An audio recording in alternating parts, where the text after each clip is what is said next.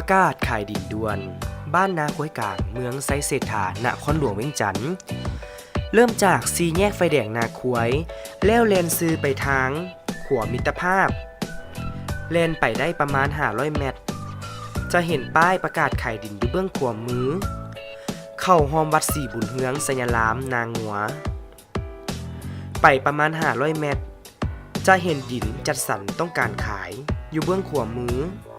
เลิกเข้าไป10 เมตรรูปลักษณะของดินเป็นดินเปาวางถมแล้วสามารถปลูกสร้างได้เลยมีไฟฟ้าน้ำประปาสะดวกสบายราคาขายแมน550 บาทต่อตารเมตรราคาสามารถต่อรองกันได้สนใจติดต่อสอบถามได้ที่เบอร์030 944 2137และ030 527 6261ขอขอบใจ